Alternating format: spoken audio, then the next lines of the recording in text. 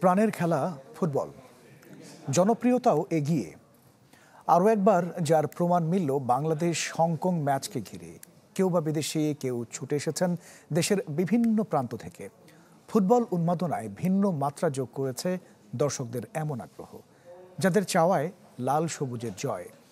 প্রতিপক্ষ শক্তিশালী হলেও ভরসা রাখছেন হামজা, জামাল, শমীতে। টিকিট এবং পানি ইস্যুতে বাফুফের পদক্ষেপ নিয়ে যাদের কণ্ঠে ভাসছে প্রশংসা। 4 গুণ শক্তিশালী এনজাইম ও অধিক ফেনা সমৃদ্ধ অরিক্স সিলভার ওয়াশ মাত্র 70 টাকায়।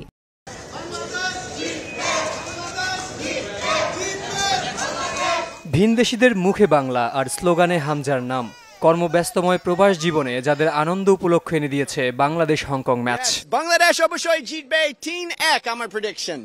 আমার 1-0 বাংলাদেশ জিতবে। হামজা হামজা হামজা হামজা। আরও একবার এমন ফুটবল উন্মাদনার সাক্ষী জাতীয় স্টেডিয়াম। টিম বাংলাদেশকে সমর্থন জোগাতে এবারও দর্শকের ঢল। এবারও চোখে পড়ার মতো নারীদের উপস্থিতি। কেউ প্রিয়জনের সাথে, কেউ এসেছেন পরিজন নিয়ে। ফুটবলের টানে কেউ নিয়েছেন ছুটি, আবার কেউ ছুটে এসেছেন বিদেশ থেকে। মা বাবার সাথে দেখা করতে আসছে। আর সেকেন্ডলি আমার যেটা ছিল সেটা হচ্ছে বাংলাদেশের খেলাটা দেখা। এটা আমার অনেক ইচ্ছা ছিল যে বাংলাদেশের খেলাটা স্টেডিয়ামে বসে দেখবো। বাংলাদেশ ম্যাচ দেখার জন্য নীলফামারী থেকে আসছি আমরা, আমার বন্ধু সহ আমরা 7 দিন আগে আসছি। টিকিট ছেলে নিজেই কাটছে সেই 24 মিনিটের সেই যুদ্ধের মধ্যে। তারপরে আমরা আমাদের আসার ট্যুর প্ল্যান করে আমরা অফিস থেকে ছুটি নিয়ে আমরা আসছি খেলা দেখতে। সবাই জিতার আশা নিয়ে আমরা এসেছি। আমার মনে হয় 2-1 গোলে জিতবে এবং হামজা চৌধুরী আবার গোল করবে। বিকাল 3টায় স্টেডিয়ামের গেট খুললেও বৃষ্টি উপেক্ষা করে অনেকের অপেক্ষা আরও আগ থেকে। সবার চাওয়া এক, লাল সবুজের জয় আর হামজার গোল। ইনশাল্লাহ এই ম্যাচে জিতবো, কারণ এই ম্যাচে রয়েছে জাহান আহমেদ, লেফট উইঙ্গে সে অনেক ভালো খেলে। সে আজকে একটা অ্যাসিস্ট করবে, কিন্তু হামজার একটা গোল করবে। বাংলাদেশ এখন আগের মতো না, বাংলাদেশ এখন অনেক শক্তিশালী। আমরা আশাবাদী যে বাংলাদেশ এবার জিতবে ইনশাআল্লাহ। ইনশাআল্লাহ হামজা চৌধুরী আছে তাই আসছি।